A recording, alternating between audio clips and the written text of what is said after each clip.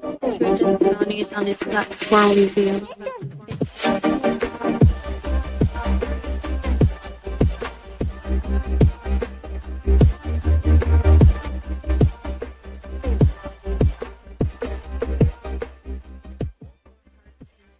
In God's love, forever bright. True testimonies on this platform revealed. In His love or gratitude, sealed.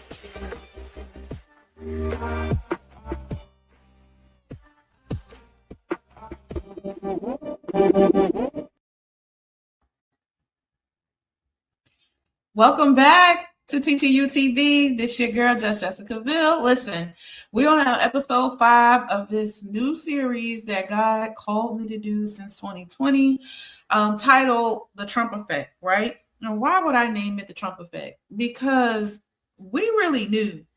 We was close to the end times when Trump got in office. It was like there was no denying, right, about that. And so this podcast is not to scare anyone into obedience. That's not what this is. This podcast is to alert you on why, if you've been feeling, and more than likely we know that you have, the tug and convictions of God for you to come into intimacy with Him. God is definitely calling on us in this hour. The Bible books that He took me through, if you guys were not here, was the book of Joel, the book of Isaiah. First series we did on this back in 2022. No, 2020. Well, when I did this, it was like 2-3 years ago. With me and Aaron Farewell. This was the first series that we did. And we were talking about the election. It was when Trump was going into running again. When he decided he wanted to run again, we did the first series on restoring the temple, right? And we were exploring the agenda of the stakeholder capitalism and the purpose of Trump election. And we were talking about this because of the simple fact that, number one, God is calling us into a relationship with Him because we have to be in preparation before Jesus returns. We all have to be in a position of clean hands, clean heart. The scripture says Jesus come back for a church with clean hands, clean heart. When Jesus comes back, there's going to be a new heaven on earth. Anything else that is unlike God is going to fall, right? It's going to be destroyed. And so God is calling us into an intimate relationship. The purpose of the first series was to pretty much highlight a timestamp, right? Trump getting back in office, stuff is about to hit the fan, pretty much, right? We were pointing out all of the highlights of what's been going on, the shifts that we've been experiencing, which revolved around, the AI, the real agenda behind the COVID, the vaccines, the control, right, of us taking the vaccines, the mandate, just how the New World Order is creeping in slowly. We were talking about all of those things, right? And from my perspective, I'm bringing up Bible scripture. So those who, are Christian or is curious about Revelation, you understand where we are in timestamp. Now, we're not sitting here telling you that we know the time Jesus is coming back. We're telling you that it's close. It's real close, because all of these timestamps are highlighted in the Bible, and God has brought them to my knowledge to be able to share them with you. This series, The Trump Effect, is going into more of meat and potatoes, and people are not aware of a lot of political mumbo jumbo arenas, facts, history. I mean, I know I wasn't, right? And a lot of people are just not. But this is God's grace. This platform, this podcast, God calling me to do this, is His grace of being able to educate those who know nothing about anything, who have a hard time comprehending, as well as those Bible scholars that just feel like Jesus ain't coming back right now. God is showing the alignment of His scriptures and what's happening and what He decreed. And so listen, don't go nowhere. We'll be right back. The Trump Effect. Kingdom versus culture. In a nation once united by liberty, now divided by loyalty. Wisdom grows beneath the surface. Following the Israel 2024 election, the world watches as the weight of one man's return shakes systems, steers nations, and sparks spiritual warfare in the heart of America. This isn't just politics, this is kingdom versus culture, truth against deception, faith in the fire of controversy. Welcome to the Trump Effect, Kingdom versus Culture, where we decode the aftermath, expose the agendas, and uncover what heaven is saying, and the world is shouting.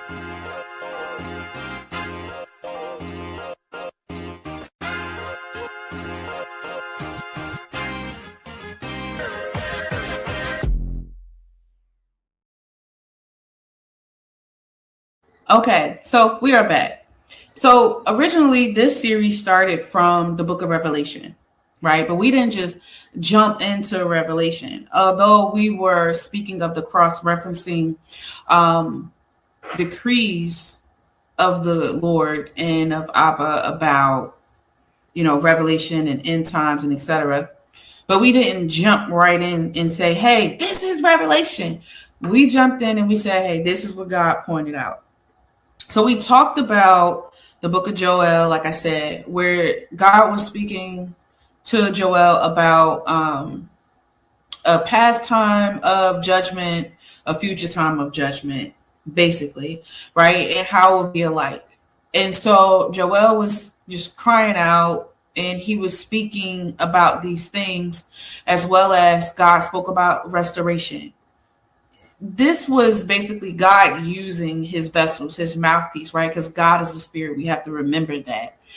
God was using his mouthpiece to speak about what was to come. He's shown them, right? Especially those who have eyes to see. He's shown them, and their job is to speak it. So Joel was warning everybody about that. He also was speaking about in the second chapter, about the warfare that would come and the fact that it would be God's justice.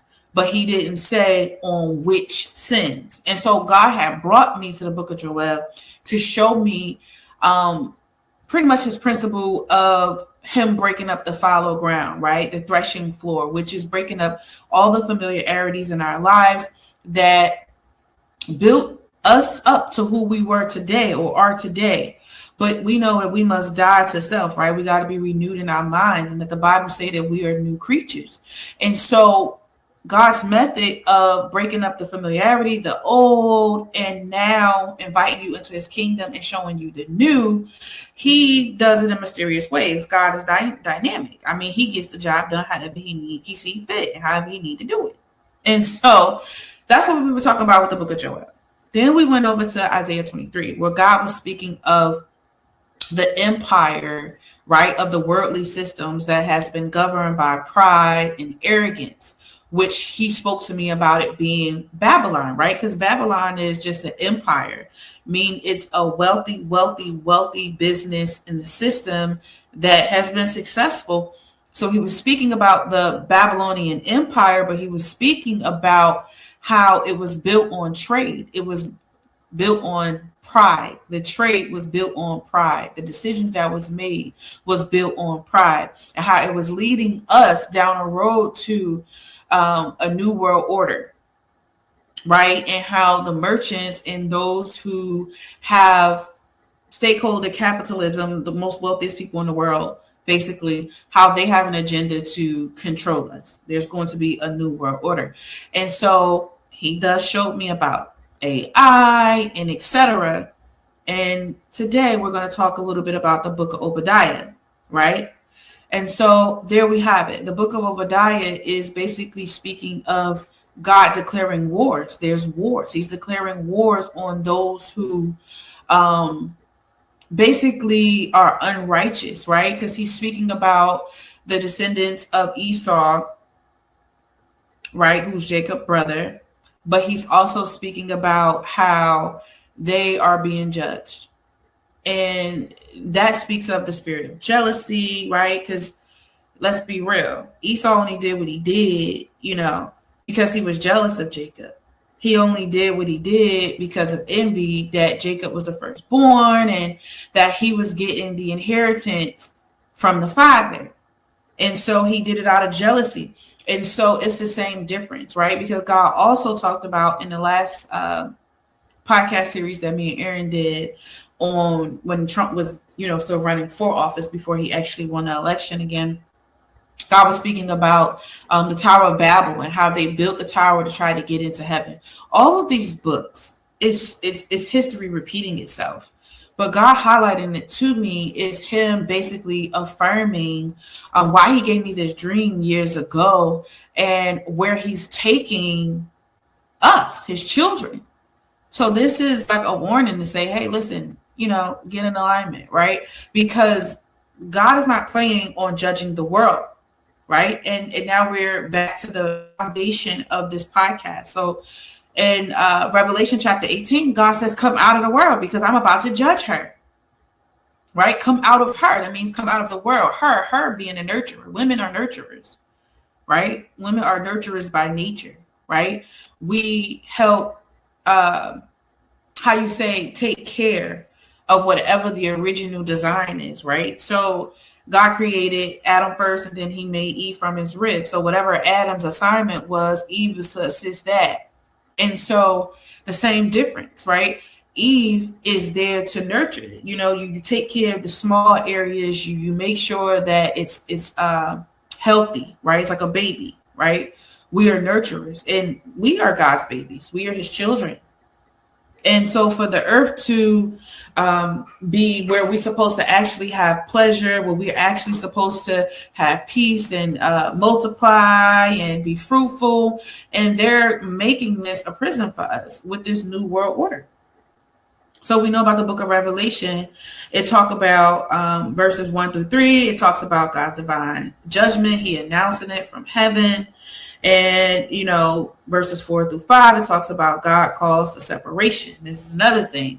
The fallow ground, God was talking about separation. He wanted us to separate from those who were not trying to go down the paths of the spiritual journey, getting to know God better. Those who are not truth and they're not true in their obedience, right? Because you could be obedient and make flaws, right? But then you repent because you truly wanted to be obedient in the first place, right? But then you got those who are really built with pride and arrogance and ego, and they really just want to do things their way. And so God calls us to separate from them because God is bringing judgment. It's the same thing, descendants of Esau. So God is bringing judgment. So this is why he walked us through the book of Joel. And so, verses 6-8, it talks about, God bringing justice, 9-10, verse 9-10 talks about the lament of the kings. And so we were talking about in the last episode about how merchants became princes, right? Merchants, those who are business owners, but those who also have wealth, right? How they became princes, right? Their crown, they became royal, right? Which means they're placed in positions of authority and power. And so from this, standpoint, we're talking about political power. We're talking about economic power. Even it was a bio war that the Bible talks about in the book of Revelation. And all of these things are people in position that's supposed to be there to nurture the earth, to govern the earth, but they are taking advantage of the people in the earth and the earth. Right? Because even with AI, that whole system of AI growing, the more AI energy is on the earth, the more the air is polluted, which takes oxygen away from us. And so it taking oxygen away from us, the plants are not going to be able to sustain us. That's the problem. Even me and my friend, we was watching The Matrix. And when you start watching, I think like part 2 of The Matrix, part 3 of The Matrix, you realize that they were living in a whole different world from actual real reality when they start talking about red pill, blue pill.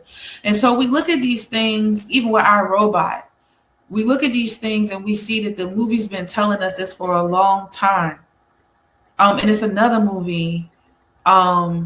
I'm gonna bring to y'all maybe in the next episode, or I'll post it on my social media. But it's another movie where there's a guy who was actually working for the AI system, and they framed him basically. But because the way the system was set up, it got face recognition. So anywhere that you go, the cameras recognize his face.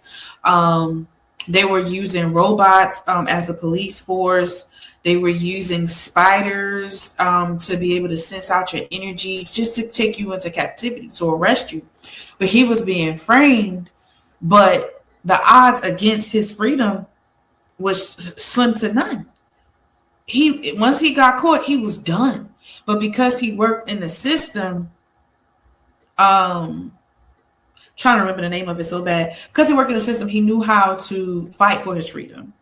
But basically, when a new world order comes and they implement this AI system and they grow it and enhance it, you could be framed for something that you didn't do. They can cut off your bank account for crazy laws that don't mean nothing, and then you won't be having access to your money.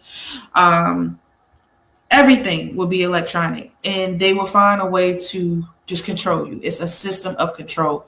And so we're just going into the scriptures. So basically that's really so verses 17 and 19, book of Revelation, talks about the lament of shipmasters. Verses 11 and 17, I'm sorry, I forgot those verses. It talks about the lament of merchants. All of this is talking about, in verses 20, it talks about heaven rejoices while earth mourns. Just all of these things in the Bible, it sounds so cosmic, like I spoke about in the last episode. I'm trying to find my best way to break it down to you all so that you're able to understand. God spoke to me a long time ago about my mantle, how I'm so big on comprehension. There's so much that has been done in the politics, even in Revelation, that we perish for. The Bible says in the book of Hosea, we perish for the lack of knowledge because we don't understand. So I try to make it simplified so that people can get it. And so again, today we are talking about God's war on corrupt economies, right? Because we have all of these wars, right? We got Venezuela, we got all of these things going on, and it's like you're hearing about it one after the other after the other. And if you're anything like me, when I hear about these wars, I tune it out. And that's bad because God called me to podcast on it. But like I'm tired of hearing it. And it's like it's constant bad. Nobody wants to continuously hear about bad. So y'all already know my daughter's here, Bree, and we also got Aaron Farewell returning. Those of you may know him as AJ. And so we're going to read about the book of Obadiah. I'm going to see if she can read the book of Obadiah for us really quick, the NLT version, which is a real simple version for you guys. It's a real short book in the Bible. But the book of Obadiah, it basically talks about God bringing judgment on those who have built and established nations, but done it again, right? Because it doesn't matter whether he's talking about the empires, the nations. It's all about those who have created systems that did it outside of his governance, well, outside of his control, outside of his will, right? Because if they take God's ability to govern and whatever they're doing away, then they're doing it according to their flesh. They're doing it according to their own will, out of pride and ego, right? And so God is casting judgment on that. But God also spoke to me about at the very end of the book of Obadiah, how he speaks about God is going to be king again, right? Even in their empires. This is speaking of the new heaven that is coming here on earth. In the book of Joel, God talked about us crying out, us going to war. In the book of Obadiah, God talks about going to war as well. How do we war? Well, we know that we war spiritually. We don't war carnally. We war spiritually. And so that is what this podcast is sent to do, not to scare you, but to teach you that this is a time for war. Hey, Bree girl, what's up, girl? She in the building. If you can kindly read the book of Obadiah for us, the NLT version, it's real short, but some people, I mean, I know myself, I had read the Bible for years, and then I really said to God, I said, God, I ain't never read the book of Obadiah before. Yeah. You ain't take me there to read Yeah. it. Absolutely. I've definitely felt the same way. And so, as mentioned, I'm going to go ahead and get into it for the NLT. And so, starting off, this is the vision that the sovereign Lord revealed to Obadiah concerning the land of Edom. Edom's judgment announced, "We have heard a message from the Lord that an ambassador was sent to the nations to say, 'Get ready, everyone. Let's assemble our armies and attack Edom.' The Lord says to Edom, 'I will cut you down to size among the nations. You will be greatly despised. You have been deceived by your own pride because you live in a rock fortress and make your home high in the mountains. Who can ever reach us way up here?' you ask boastfully. But even if you soar as high as eagles and you build your nest among the stars, I will bring you crashing down, says the Lord. If these came at night and robbed you, what a disaster awaits you. They would not take everything. Those who harvest grapes always leave a few for the poor, but your enemies will wipe you out completely. Every nook and cranny of Edom will be searched and looted. Every treasure will be found and taken." Verse 7, "All your allies will turn against you. They will help to chase you from your land. They will promise you peace while plotting to deceive and destroy you. Your trusted friends will set traps for you, and you won't even know about it. At that time, not a single wise person will be left in the whole land of Edom, says the Lord. For on the mountains of Edom, I will destroy everyone who has understanding. The mightiest warriors of Teman will be terrified, and everyone on the mountains of Edom will be cut down in the slaughter." Verse 10, reasons for Edom's punishment. Because of the violence you did to your close relatives in Israel, you will be filled with shame and destroyed forever. When they were invaded, you stood aloof, refusing to help them. Foreign invaders carried off their wealth and cast lots to divide up Jerusalem, but you acted like one of Israel's enemies. You should have not gloated when they exile your relatives to distant lands. You should not have rejoiced when the people of Judah suffered such misfortune. You should not have spoken arrogantly in that terrible time of trouble. You should not have plundered that land of Israel when they have suffered such calamity. You should have not gloated over the destruction when they were suffering such calamity. You should have not seized their wealth when they were suffering such calamity. You should have not stood at the crossroads killing those who tried to escape. You should have not captured the survivors and handed them over in their terrible time of trouble. Edom destroyed, Israel restored. Verse 15. That day is near when I, the Lord, will judge all godless nations. As you have done to Israel, so it will be done to you. All your evil deeds will fall back on your own heads. Just as you swallowed up my people on my holy mountain, so you and the surrounding nations will swallow up the punishment I pour out on you. Yes, all you nations will drink and stagger and disappear from history. But Jerusalem will be a refuge for those who escape. It will be a holy place, and the people of Israel will come back to proclaim their inheritance. The people of Israel will be a raging fire, and Edom a field of dry stubble. The descendants of Joseph will be a flame roaring across the field, devouring everything. There will be no survivors in Edom. I, the Lord, have spoken. Then my people living in the Negev will occupy the mountains of Edom. Those living in the foothills of Judah will possess the Philistine plains and take over the fields of Ephraim and Samaria. And the people of Benjamin will occupy the land of Gilead. The exiles of Israel will return to their land and occupy the Phoenician coast as far north as Zarephath. The captives of Jerusalem exiled to the north will return home and resettle to the towns of the Negev. Those who have been rescued will go up to Mount Zion in Jerusalem to rule over the mountains of Edom, and the Lord himself will be king.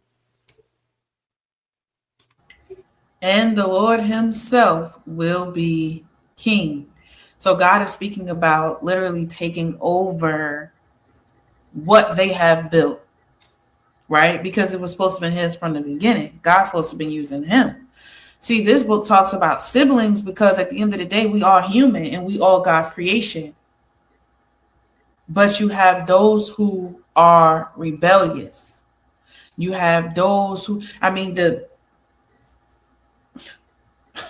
what happened in the pudding? God kicked Lucifer and all of them out because they were rebellious, but everybody and everything is still God's creation. Mm-hmm.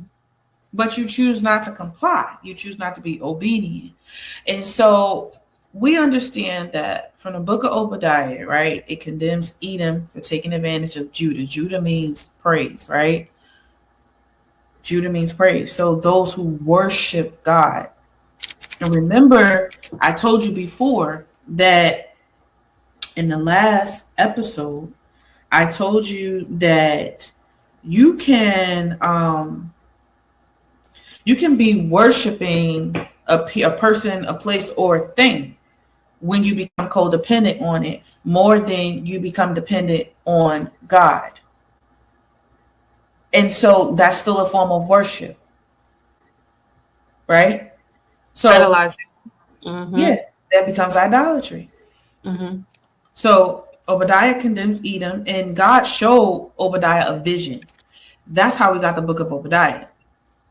So Obadiah condemns Edom for taking advantage of Judah during its downfall. So Judah was being chastised, right? Because God said he chastised those whom he loved. So if Judah was experiencing a downfall and God allowed that, then Judah was being chastised, but Edom took advantage of them. So Edom's sin was not just violence, but economic opportunism. Opportunism.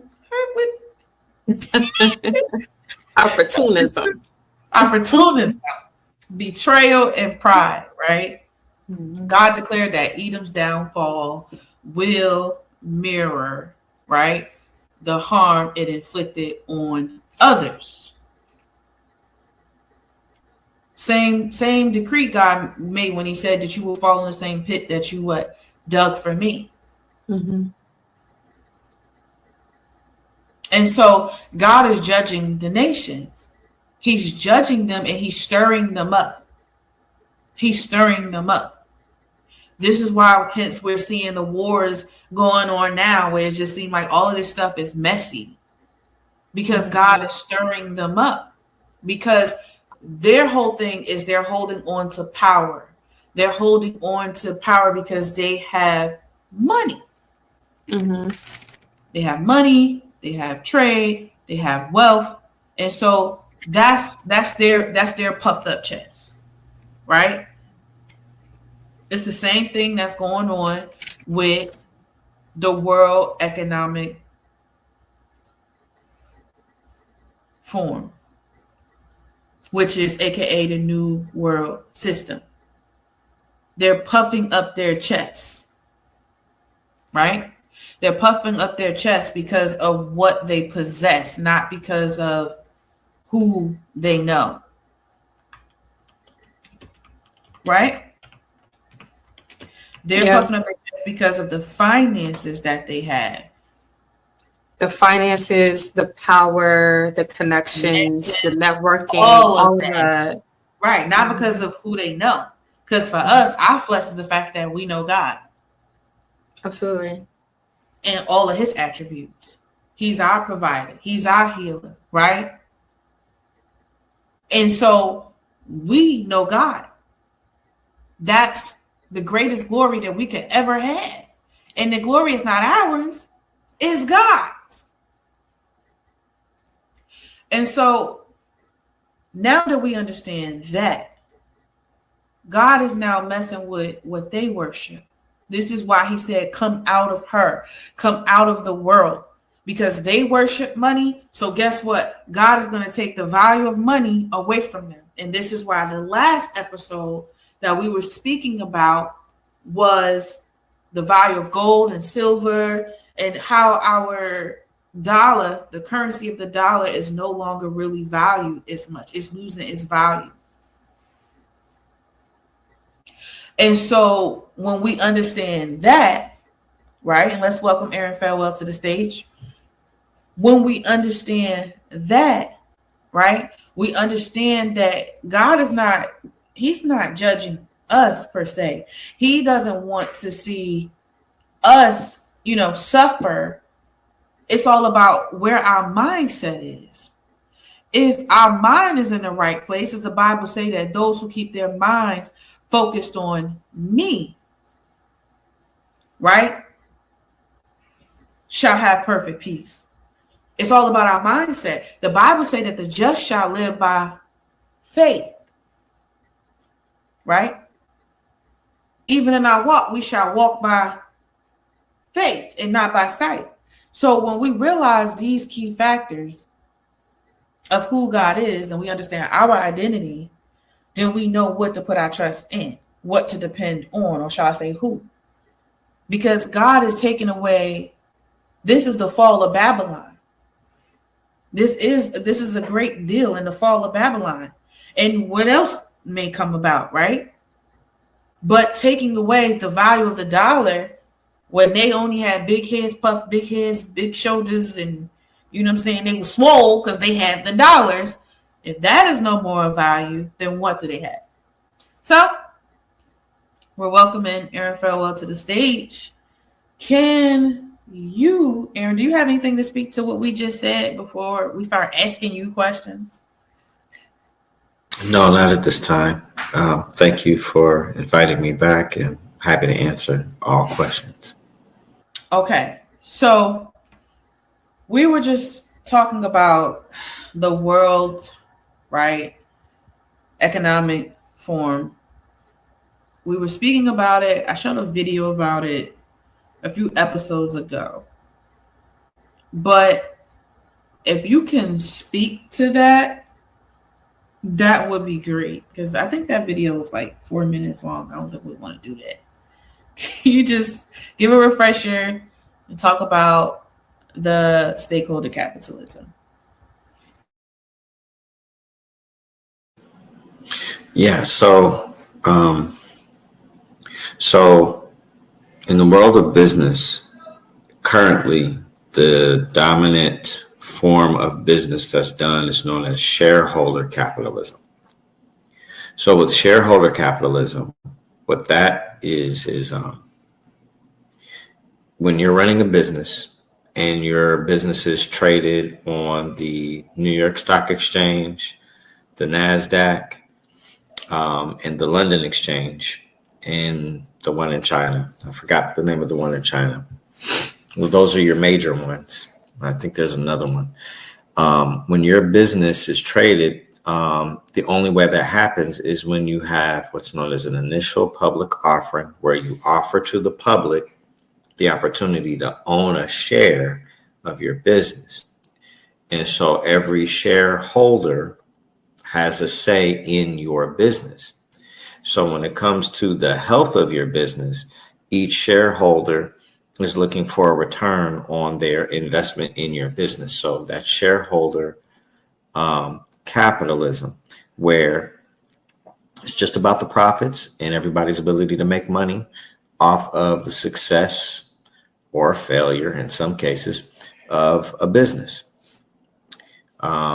So that's shareholder capitalism. Stakeholder capitalism is moving you into a more, the idea is for it to be a socially sound system. So the business has a responsibility to everyone who has a stake in the business, not a shareholder.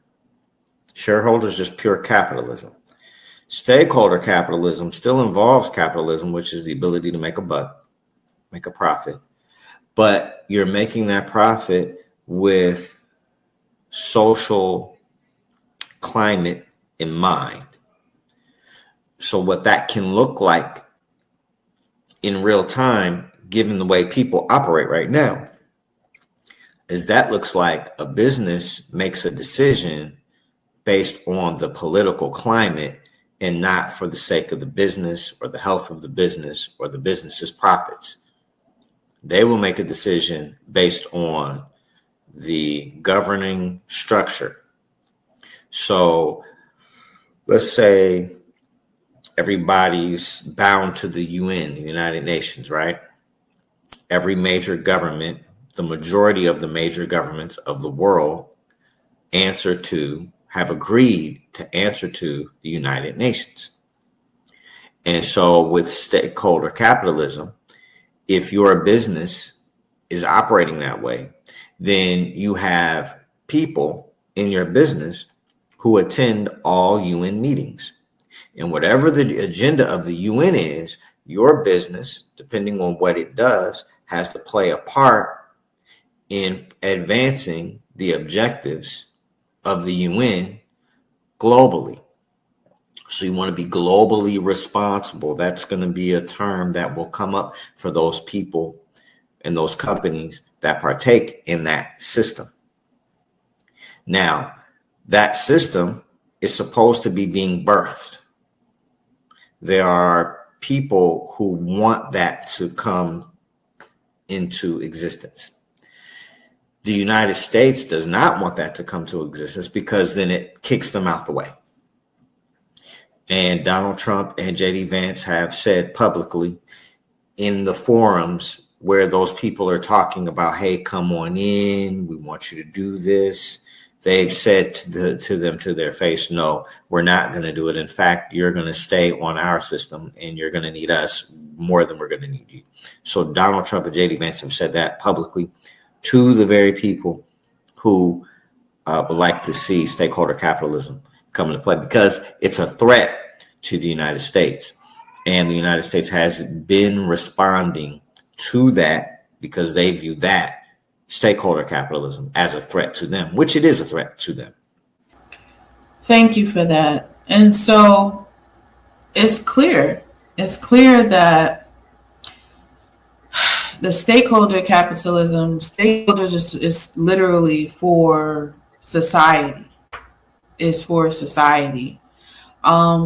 It's supposed to be a way to help govern us, right? To give us an ideal of a sense of identity, right? Because society it controls our perspective. It controls our perception and how we wake up every day, and the decisions that we make, the way we feel about ourselves, and everything else. But as scripture says, and what's going on today, it's like they're taking advantage. It's really like they're taking advantage. And God spoke to me even about the food market. He spoke to me. None of this is trustworthy anymore. Like, I just want to go vegan at this point. I don't want to eat their meat. I don't want to drink their milk. I need my 10 piece. It's like, what are you doing? They even had a article or something about veggies. They were sticking needles in veggies and stuff like that, like before they even picked, like, from the farm. And it's just too much. It's too much for me. Like, it's too much. And I get it. Like, I get it. You know, I definitely been wanting to sustain from eating certain foods. Like, I even went pescatarian for a while. But there's some people that can't even imagine going without a burger and going without a steak. And, you know, we all going to turn into chickens, right? And I told you, Popeye's chicken, I'm telling you, they the chicken from Who Cloned Tyrone, because everybody and their mother want them wings. You just keep eating them. Like, I want some right now. It's that bad. So, you know, we got to be stronger in our vessels, because this is not something that is an easy process, but it's a necessary process. So we talked about last time we talked about merchants becoming princes. And literally with them being able to have the financial opinions and what we should do, how we should live, how we're governed. Do you consider that, I mean, besides Elon Musk, who else can you think of off the top of your head that has made some bad decisions when it came to the merchants, you know, becoming princes, being in positions of power and authority? Is there anyone else that comes to mind other, because the only one I could think of to have a good example is Elon Musk. Is there anybody else you could think of? Okay. Bill Gates, Donald Trump, and all the other nameless CEOs that control the majority of what your daily life looks like. Mark Zuckerberg. So all of these people that I've named, they are people who their ambition got the best of them, would be the best way for me to describe it. And ambition is not a bad thing. It's a great thing, but it's good so long as you consider wisdom. Every decision you're making, from the first time you recognize that you can make a decision, is affecting everyone in some way. And the more involved you are in the public, the more impact your decision begins to have, especially when there are people who are trusting you. So you create this thing, and this thing helps people in such a way where millions latch on, and you created it. Well, that's trust. The public trusts you. You created this thing, it works. And because it works, they trust you. So you have the responsibility to not violate that trust. And this is where it gets sticky, because stakeholder capitalism is supposed to address that. The trust of the people should not be violated. If you are McDonald's, I should be able to trust that if I'm getting a beef burger from you, that it's not genetically modified, that it did not come out of a test tube. So with those names that we mentioned, this is what stakeholder capitalism is trying to address on the surface. It's just on the surface, okay? And if you listen to me, you're going to hear how deception works, okay? So there's a real issue with all of the names that I named. And the real issue is the public has given their trust. We trust Mark with our data. We trust Bill Gates with data and honest use of technology. We trust Elon Musk with, again, data, right? We trust other major companies with our food, stuff that goes in our body, right? And the issue that we've run into with trusting these people is that they are doing things that bring us harm. So McDonald's would be an easy example. It's been shown in America that a lot of the meat that they are giving us comes from a test tube. Just to keep it simple. It's not actually real beef, real chicken. Or it is real chicken, but it's cloned. We don't know what the effects of a cloned animal are in the body. We don't know if it's giving you any nutrition. Are you getting any protein from a clone? It's just like watermelons. We can't trust our farmers. Watermelons that are seedless, that's not good for you. It does nothing for you. It only gives you the sensation of being full, but it gives you no nutritional value. So now we have to be more careful and more vigilant. And so the lure of stakeholder capitalism is to say, hey, guys, you have a responsibility to the public to not deceive them. If you're growing seedless watermelons, you need to let the public know that it has zero nutritional value. It's just something that tastes good. And that's it. And you won't die, but it doesn't do anything. If you want it to do something for you, to be valuable to your body, then you must eat a seeded watermelon. You have to discuss this. You have to state it. Same with Facebook and Meta. What are you doing with the people's public data? Why do you have my information? You have to make it known. Don't hide it. Make it known. This is your responsibility to your stakeholders. Your stakeholders are your consumers. So that's the lure of stakeholder capitalism.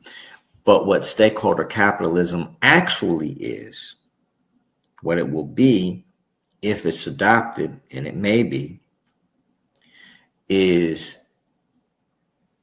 businesses operating based on the government interest, not the public's actual interest. The government interest is only to survive and to stay in power. That's what the government's interest is. The government has no interest in the individual at all. You can look, it does not. It appears to. A government's ability to have interest in the individual is based on those individuals making a demand on the government. But governments tend to try to suppress that. And so in moving into this next system that these people are proposing, it tightens it up in a way that you wouldn't notice until it was way too late. Okay, so if I'm understanding correctly, more CEOs are holding on to capital.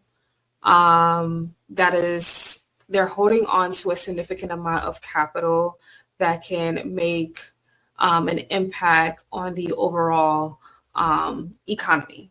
And so we have businesses like Amazon, Instagram, Apple. I put Apple, but like iCloud in parentheses because of data that you were mentioning, and even like grocery businesses or whatever.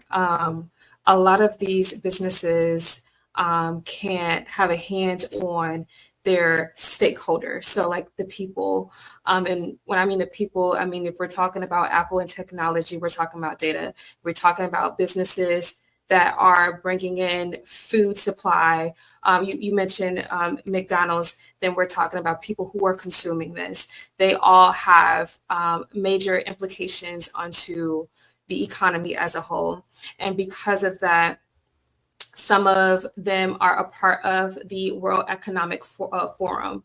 So you have businesses like Microsoft, JP Morgan, you have healthcare businesses, Johnson & Johnson.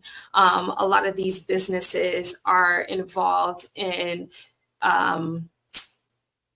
the World Economic Forum that can cause them to be more focused on the business, which can thus create like a snowball effect and how it can affect the economy versus being selfless and focusing on how this is going to affect the economy and then kind of jumping ahead before it kind of goes downhill. that's where we at with it. Is that a good explanation? No.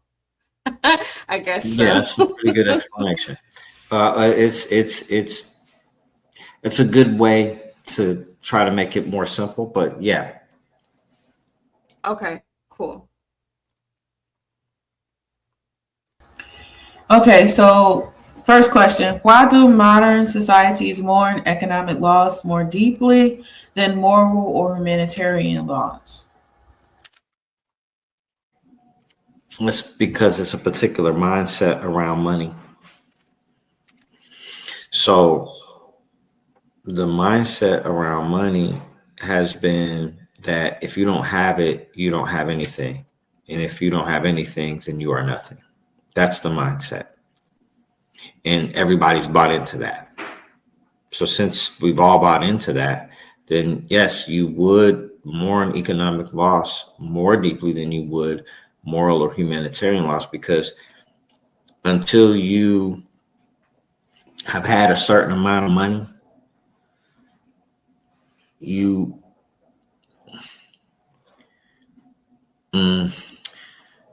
okay, I don't know another way to say it. So I've been in a position where I didn't have no money, and I really felt the way I just mentioned. Felt like, man, I ain't got no money, so I ain't nothing. Let me give me some money.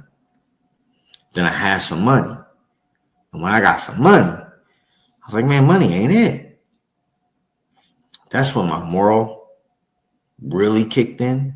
That's when my humanitarian piece really kicked in. Because I had some money. Money wasn't really a problem. I got to see what problems were. And money's not really the problem. You start to see the blessing in not having money. I mean, there's a blessing in not having a lot of money, because money, if you fall into that trap, you start to worship it. And when you start to worship it, it dictates your mood. And I severely hated that. Money dictating my mood. That's a problem, but everybody suffers from that problem because we've all bought in to that mindset. So the real question in my mind is, how do you move from mourning economic loss to recognizing morals, recognizing the human?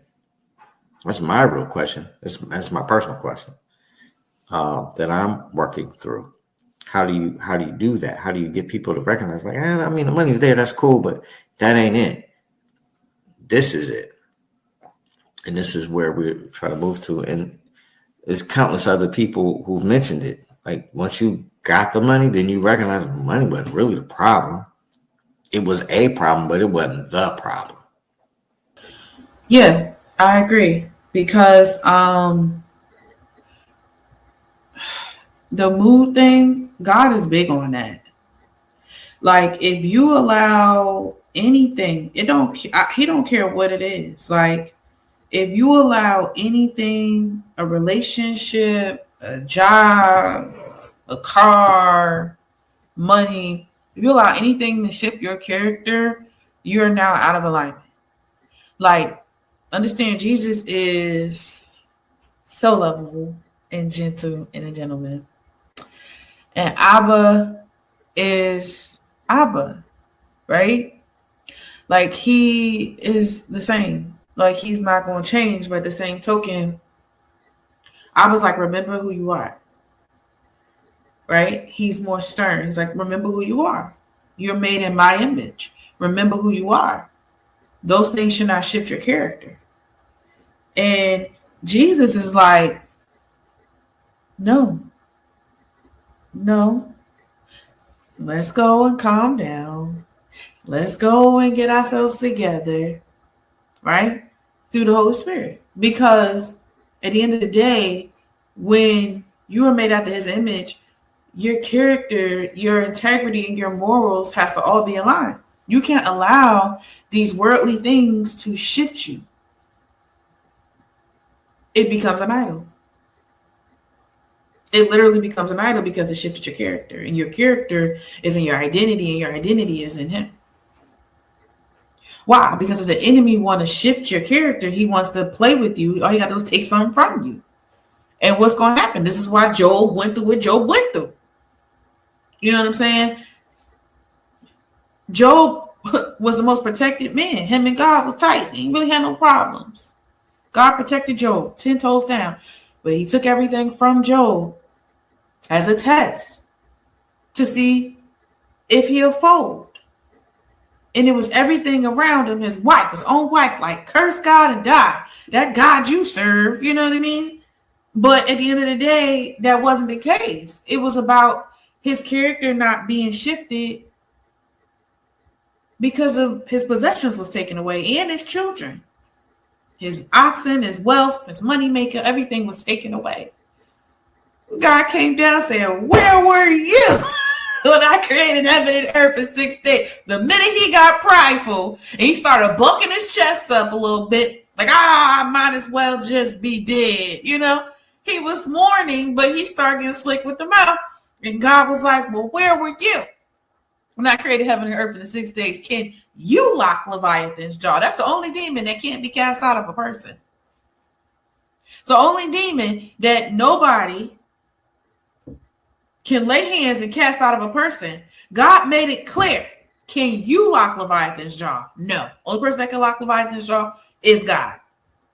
And from my discernment, God humbles the pride, those who have pride, the proud who has pride, through humility. He humbled them. They got to learn through lessons. So only demon can't be cast out. And so with that being said, you cannot allow it to shift your attitude. And even with them who is trying to control us through the system of narcissism, because that's all it is, through the Jezebel spirit, through the system of narcissism and intimidation, want to take our food stamps away. Want to take the food stamps away. Want to shut the government down. They were so mad doing all these things to try to provoke us. Get us to be all out of character and out of whack. No, we good. We good. We good. We learning how to stand on our own 2 feet. That's what this is. And so, next question. What does the market's reaction to the presidential statements reveal about how centralized economic confidence has become?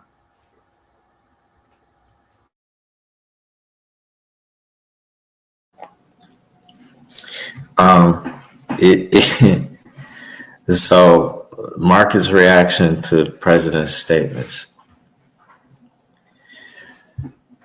Well, it shows that everybody has confidence in centralized economics. They don't want polarized economics. And most of Trump's statements show polarized economics. It's polarizing in the sense that the all of the moves that he's making, all of the plays that he's making with his poker hand are ones that are not normally made. And it's because it's outside of the norm, it's shaking a lot of things up. It's ruffling a lot of feathers. The most recent move that he's made, not even really been the most recent statement he made had to do with him taking Venezuela's oil. And his most recent stuff, somebody said, well, what are you going to do with it? He said, I'm probably going to keep it. I might sell it. But likely I'm probably going to keep it. I think we'll keep it. I mean, what are we going to? Well, why did you get rid of that president? You're not even allowed to do this illegal. Well, no, it's not illegal because we don't recognize his government. He's a dictator, so we don't recognize him. And that's why he could do it. And that's actually true. But with that statement, but people don't know is what a lot of people don't know is, well, why would you do that? Why would you just take the oil? Well, the reason he would take their oil is because they made an agreement with China to use China's currency and not the dollar. And that's why he did what he did. And so that agreement allowed China to give Venezuela a loan. And what China will do is when they give you a loan, they extend the loan. They extend the terms. It seems favorable, but what they've really done is they've strangleholded you. So now you always owe them.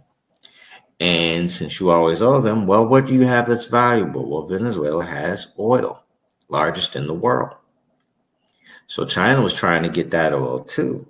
And Trump said, I'm taking it from you. So now Venezuela is just in debt to China. China has no stake to get the oil because the United States has the oil. And that was the move. Most people didn't see that. Didn't understand. Well, what is he doing? It just looks like he's just being a tyrant. In one way, yeah, he is. And then in another way, he's playing the game. And this is the game because China's moving for power and they're trying to take power from the United States. So this is the game that we're locked in. This is the game that he's locked in anyway. But that's so everyone else's reaction, our reactions to say, look, we really are trying to get the United States on board with everything else the rest of the world is doing. Everybody is showcasing that they would rather centralized. And so that's their reactions. Their reactions are centralized. So nobody likes, even though the United States can, as a government, they benefit from what Trump just did. As heinous as it was, the United States government benefits greatly from that move that Trump made that looks so horrific. And it is horrific. It was bad. Just make no mistake about it.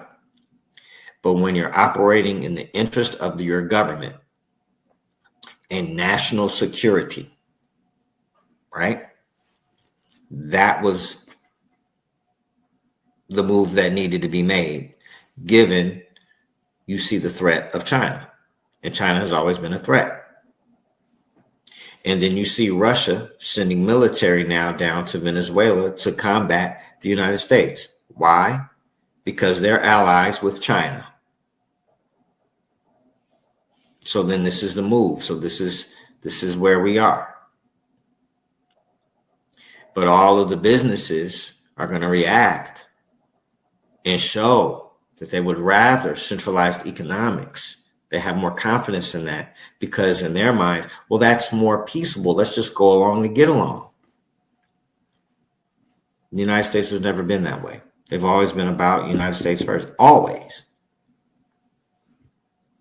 Donald Trump may be the last president to be that way. Your next president is going to be more agreeable. Way more agreeable. Because they don't know how to deal with the combat. There's other decisions that they can make. I'm not going to get into those. But they would be too scared to make those decisions too. Because they're addicted to not feeling so isolated. They're addicted to being the number one power. And what you're witnessing is the power is coming out of their hands. Slowly losing grip on the power. That's what the United States is used to. They're used to running the world.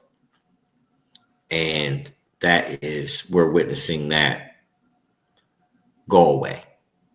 It's going away. One way or the other is going away. We don't know really how it's going to pan out, how it's going to shape out, but that's going away. Because even with this latest move, China is still coming into parity with the United States. Right now, the United States would be like here, and China would be like here. More like here. But because China is rising like that, once they become parity, once this happens, you better learn Mandarin. Because the next thing that's going to happen is this. And once that happens, you have to know Mandarin. English means nothing now. We're the power. And Russia's supporting it. So that's where that's moving to. Something else entirely is going to happen. I'll speak to it when it starts to rear its head. But for now, that's what we're witnessing. That's one major thing that God told me as to why he used Trump, because Trump is a Persian king, which is designed strictly for war. And so, even with King Cyrus, right, all of it is designed strictly for war. But the reason why God had us go over the book of Joel, the book of Habakkuk, the book of Isaiah, book of Revelation, all of these books, because they all makes up of his voice and what he's doing now. But what he highlighted to me is, don't forget, look at Joel. He uses the enemies to bring judgment, and then he judges the enemies. So understand, don't get it twisted. Trump is just a tool, but him being in position, there's certain rules, there's certain laws he put in place that helps us a little bit. He stopped the whole COVID thing, the mandatory vaccines, and that helps us because it protects our bloodline, right? And so with that being said, it's not going to alter our DNA. It protects our bloodline, which our blood is really where our relationship is with God. It holds memory. And so these things are important for the anointed. Our blood has to remain the same. It can't be touching the blood. Now, it can't be putting chips in us, none of that stuff. This is why the mark of the beast is highlighted in the Bible. And so all of these things are important. And we have to understand that, God is a strategic God. He literally knows the end from the beginning. And so there's some notes that Bree is bringing up. So I'm going to turn the mic over to Bree and let her speak about the book of Obadiah. There's some highlights that she has discovered that she wants to add to today's chat. Yeah.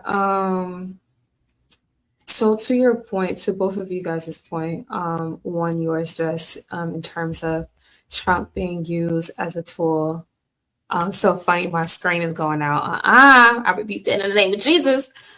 But nah, because the Lord can use Trump as a tool, he could definitely use Trump's enemies as a tool as well. And I guess like a reference for that can be Obadiah's verse 7. All your allies will turn against you. They will choose to chase you from your land. They will promise you peace while plotting to deceive and destroy you. Your trusted friends will set traps for you, and you won't even know about it. And now I'm being reminded when we all find out that Russia and was it? I don't know if it was China or Korea. Oh, please forgive my ignorance. But I remember when both of them was in a picture together, everyone was like, hold up, what? Like, when did this start happening? I thought y'all was beefing. Like, and so I guess it's just a reference point back to the scripture. But another thing that I wanted to highlight was verses 10 through 14. So pretty much I was saying how Obadiah describes how the Edomites chose self-interest over responsibility.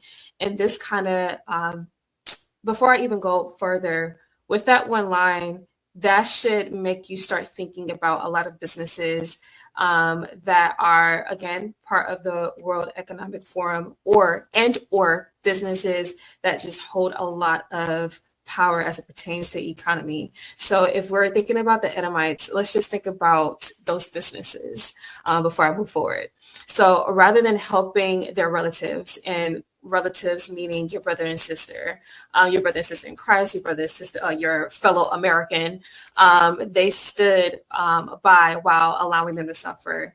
And so we can think about like Mark Zuckerberg, for example, him building a whole bunker. And there's other like billionaires building these bunkers because they're looking out for self. They're like, listen, I got to save my family. I got to save my bread. I don't know what y'all going to do, but I got enough money to build a bunker. So it's kind of like selfishness.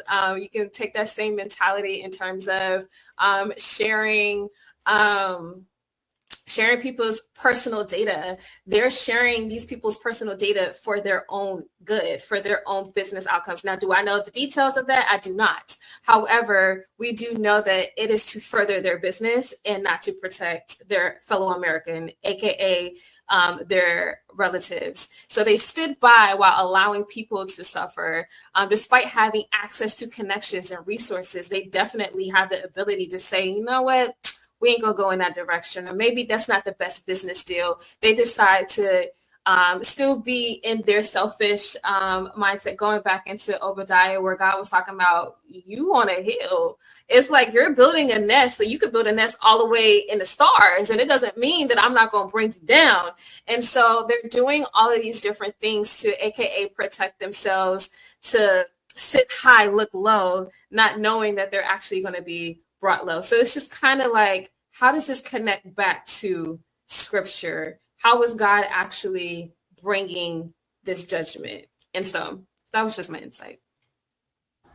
Because for one, when God has made you a gatekeeper, you are responsible to provide prosperity in any form, whether spiritual elevation, you sharing wisdom and knowledge, revelation, you training the disciple to use their gifts, whether you have information about networking and you help people with credit scores, whatever business God blessed you with, whatever knowledge, wisdom, intelligence God blessed you with, is for his people, right? It's for the church. It's for us to share fellowship and all to rise, right? We was talking about equality, right? And I put the picture on the screen where the shortest person had the biggest box to be able to reach up, that they were standing on, to be able to reach up to get the apple off the tree, right?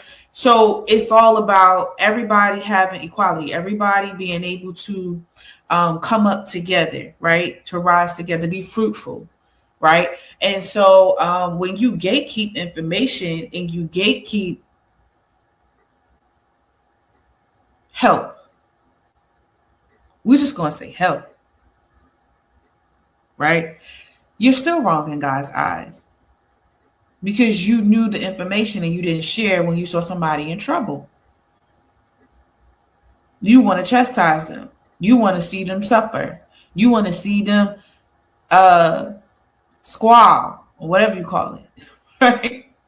That's a spiritual imprisonment because now you made yourself superior to them when you got the tools to help them get out of that situation, but you don't want to give it to them. That is still a form of control and narcissism. And so God is bringing judgment on that too. He said the same pit you dug for them, you're going to fall in that. The same one. And unfortunately, with them having all of this power, we have to come out of being dependent on them in this world system and become more dependent on God because he's the only one that's going to provide for us. Well, if you've seen Leave the World Behind that Michelle Obama and Barack Obama produced, there was nothing left but those bunkers. Where people created homes underground. You had to live underground. It costs a lot of money to create a home underground. A lot of money. Because you got to dig it up. You got to provide the piping system for the bathrooms and the water, the feed, the eat. You got all of this stuff and you ain't got nothing. Nothing. And so I'm going to bring up this last question because we're running out of time. Aaron, the World Economic Forum promotes global cooperation and economic restructuring. From a biblical perspective, as close as you can get, what safeguards must exist to prevent economic unity from becoming economic control? So to honestly answer this question, what I am aware of is the only way you can do this without economic control being a thing where a few people control what's going on. There's only one way I'm aware of that you can do that. Well, there's two ways. One, people have to resort to their own communities. We have to learn to trust first ourselves and then one another, and not put all of our hope in just a few people, and believing that just a few people can make these complex decisions for us in our complex individual lives. More than 7 billion people on the planet, and 0.5% of that is making decisions for all of them. That doesn't make any sense, right? And so when you have that, those people are going to make decisions that are in their best interest, while making you believe that it's in all people's best interest. Not so. Or at least not with this group anyway. So getting into your own community, communion, come together, learning what it is to be interdependent one on another. Actually know your neighbor. Can't go to the grocery store today, but everybody's growing something in their backyard. So what do you have? Well, I got some pears. Great. I got some tomatoes. Great. I'll give you some pears. You give me some tomatoes.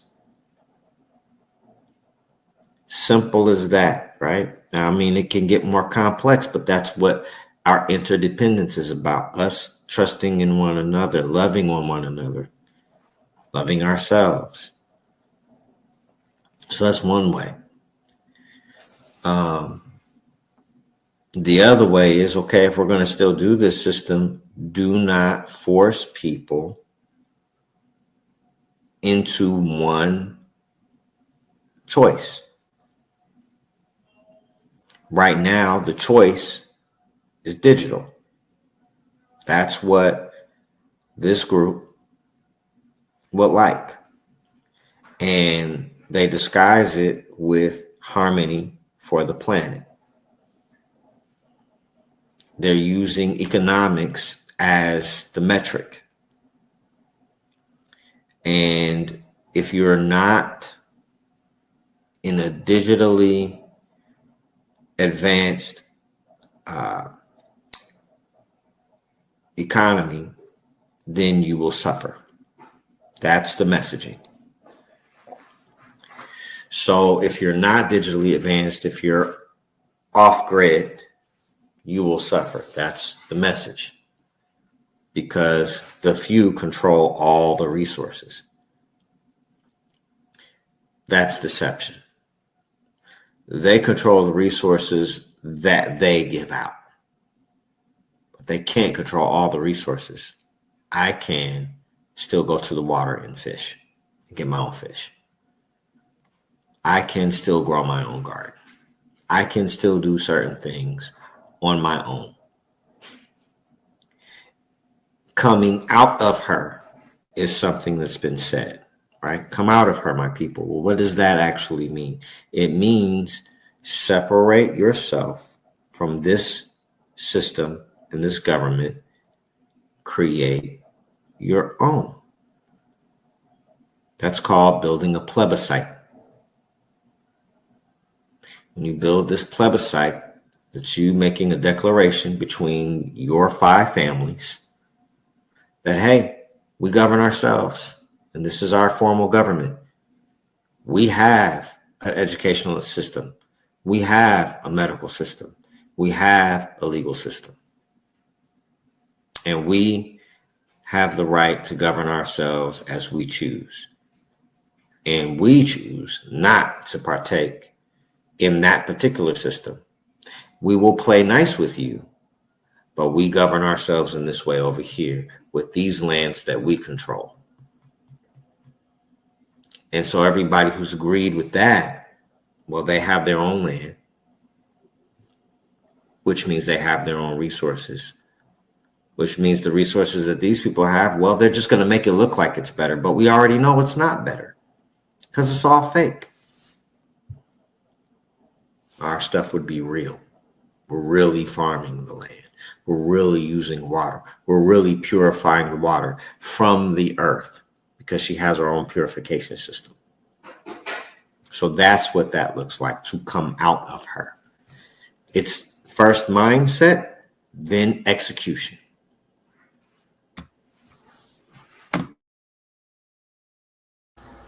Okay, so thank you for that, because that's the truth. We talked about bartering on my podcast, my audio version of TTU Radio. We talked about bartering a long time ago, me and Lay. And it's something that some people don't know how to do, when a lot of people are still used to gatekeeping, right? People want to keep what they know, what they got, what they have developed for themselves. And so, Bree, you want to go ahead and give the comment that you made about the community? I'm still like marinating. So forgive me. But okay, I do agree with the community. And even before I move forward, like onlookers, anybody like viewing this video, I think this is the purpose of like these conversations, to offer different perspectives, whether, you know, life experience, biblical, whatever it is. Therefore, we could just lay it out on a table and like really, truly like talk about it. I feel like these type of views is something that is straight away from, because people don't like to be uncomfortable. So like, let's just get into it. All right. So I agree in terms of like community. I think this speaks to the necessity of like the church. And I think this is why, like, I'm seeing Jesus like flipping tables. I feel like this is why he was like upset, because when he saw all of the marketers having their tables set up, and they getting money off of the temple because it's straight away from community, but you know, being a little bit more selfish. And so that selfishness came from greed, which then leads into where we are today. I mean, let's just call it what it is. However, I think this is why Jesus was sending those different epistles in Revelations to those churches and really holding them accountable. Some he was giving them, a green flag to, and others he was definitely raising that red flag to say like, hey, I'm putting y'all on a pedestal, so to speak. I don't want to say a pedestal, but you know what I mean. I'm holding you guys accountable, I should say, because the way that you're moving could cause other onlookers to mimic it, and that is not the true walk with me. That is not the overall goal that the Lord has set for y'all. And I think that when we talk about community, yes, community is making sure that your brother gets some money and they're taken care of. Community is also making sure that you're spiritually feeding people the true word of God. And I think that's another reason why wisdom is needed in the church, because at the end of the day, with all of the things going on right now in this world, people are scared about their food stamps. People are still losing jobs. Like, you can look on LinkedIn and scroll and see that a lot of the jobs that are posted on LinkedIn are actually fake. They're not real. So the scarcity is there. So like, what are people going to lean on? And with God, using Trump as a tool, regardless of how we feel about him, I think at the end of the day, the Lord wants to bring us back to that community. And I feel like this is another reason why he's putting so many emphasis on the church. Like, hey, when these people come back, are y'all going to be able to handle that? These are people's salvations that we're talking about here. Now let's get into discipleship, because not only are you baptized, but are you really walking with Christ? Are you reading the word? Is there anybody that can supply you with some type of answers if need be? And so when you say, come out of her, is more so like, hey, this means we set up our own systems? Or is it really saying, from a biblical standpoint, come out of her and I want y'all to come back to the original system. I want y'all to come back to everything that I already laid out before that y'all strayed away from. So I think like that's where my mind was going, but just interested to, hear your thoughts, piggybacks or what have you. And you are absolutely right. That's really what it's about. Even for myself with my health problems, God was showing me how, well, Aaron was talking to me about the herbal way to heal and stuff like that. And God was talking to me how they just corrupted everything that he originally built and designed. And so people started to veer away from it because they control the way we see it. Right. And we got codependent on medicine. Right. And then what happened? They start jacking up the prices of the meds. And then they start messing with the insurance where it's hard to get insurance now. It's all the same thing. It's all a system of control. But ultimately, right, the Bible always talked about protecting God's presence. It was always about God's presence. So when God says come out of her, coming out of the world, it's about coming back into his presence. From the Old Testament to the New Testament, it's always been about his presence, his protection, and intimacy, having a relationship with him. That's what it's always have been about. Sure. Can we go into a new government? Sure. Aaron talks about the tribal government all the time. We can, sure, but even if you go into a new government, God is still calling you into the relationship with him. There's no difference. And so, sorry, y'all. We're going to have to continue this in the next episode. I feel like it was just getting good. Yeah, but that's when we're going into the next episode, and we hope to bring up our other guests soon. I'm waiting for a response back, but I think it should be a go. I think he's ready. This is the movie, guys. This is the movies I was telling y'all about. Minority Report. Now, this is an old movie with Tom Cruise, but this is the movie where he was working for the company in AI. And literally, he was freaking, they had little capsules of, I want to say energy, personality, like little capsules of these things where you can take it and inhale it. Because what happened was he was suffering, and it was because of the energy, the oxygen in the world was messed up. They had two societies. They had one where cars was on the ground, and they had another one where they had these high roads, the cars that fly. And there were two societies that they was living in, and they framed him. He really didn't do what they thought he did. They framed him, and it was hard for him to live, to do anything, because the whole world was artificial intelligence. What he eat, what he saw. Minority Report was them taking account. It was them taking account, a roster of every person, right? They were controlling the crimes. They were monitoring the crimes. They were monitoring everything. But when there was a short number on the Minority Report, then they would have to go and look for the person. They would have to go and seek them. And he had to hide in a tub full of cold water to stay off of their energetic monetization, so they couldn't find him. Like, because they was tracing him through energy, through computer recognition, and through his energy. They had little spiders that they were sitting under the doors, going into people's houses, scanning their eyeballs, trying to find him. And when the spider's crawling through the door, all you got to do is freeze and don't move. And then this is normal now. This is normal in their society, the New World Order. Those spiders crawl under your door, and they come in here, and they looking for somebody. They looking for the robber. They looking for whoever. They trying to scan your eyeballs. Little spider crawl up on you. You got to sit there, open your eyes, let them scan you, and then they go on about what they day. That was the new norm.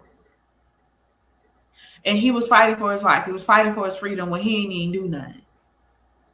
So I say watch it. It's a really, really, really, really good movie. I might even watch it again. Also watch Leave the World Behind. Literally, Barack was trying to tell us. Because I believe when he got in the White House, He didn't think it was the way that it ended up being when he saw that they was really trying to control society. And I think that was a way for him and his wife of giving back to God's people by sowing this seed into us so that we will wake up. But it's literally called leave the world behind. Come out of that mindset so that when everything get affected, you don't get affected. Listen, this is our cue. We've been rocking out. It's an hour and some change. Listen, we did good. We did good. We come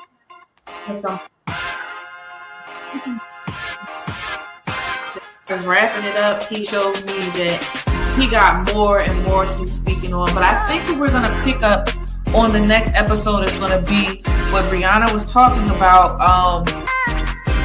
community, because oddly, me and Aaron was talking about the roots and the bridges. We're talking about creating a platform where we can talk to people about the foundations of the world and give some resources and some advice and everything like that. And God just kind of lined us up right to the front door. So, listen, thank you all for watching TTUTD. This is just Jessica Ville. I thank my host for being here, my co-host, and my guest. And until next episode, guys, just listen, leave some comments. We can reply and we can have some dialogue going on. All right?